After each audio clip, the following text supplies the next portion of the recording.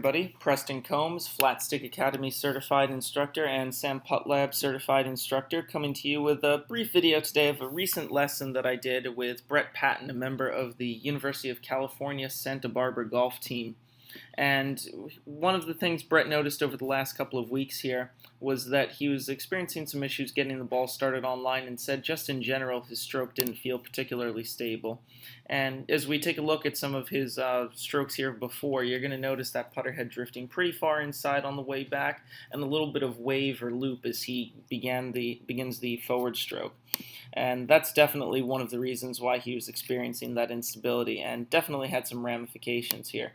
So as I take a look at the face-it impact numbers during his first series of putts here, you'll notice a face anywhere from almost 2 degrees open to 2 degrees close, and then the last 3 strokes were okay, but again, it's those first 2 that definitely concern me, because that's way too big a dispersion pattern for him to perform at a high level. We'll also take a look at the rotation rates during the putting stroke, and you can see while the shape of each rotation rate is similar in nature, just too big a dispersion, too different looking for Brett to be able to produce the face numbers that he's looking for in order to best control his start lines.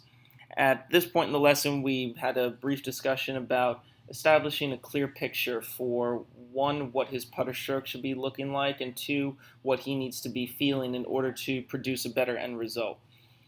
And insert the Visio putting mat here on the left-hand side of the page. And you can see just visually as we started to use this, the backswing became much more stable. It's pretty evident that that loop and wave that he was experiencing from beforehand definitely disappeared at this point.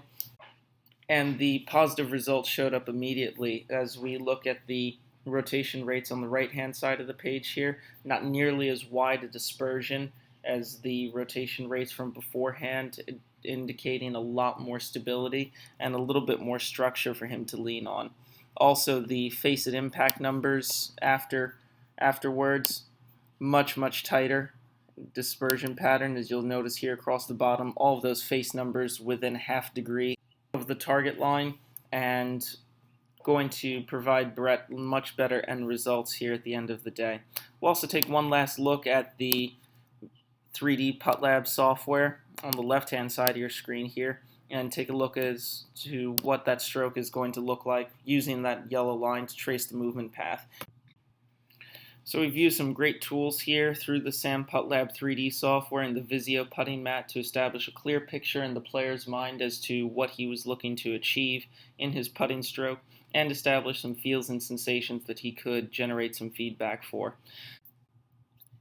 If you have any questions about this lesson or want to take a look at some of my other putting videos, you can visit my website at www.yourpargolf.com.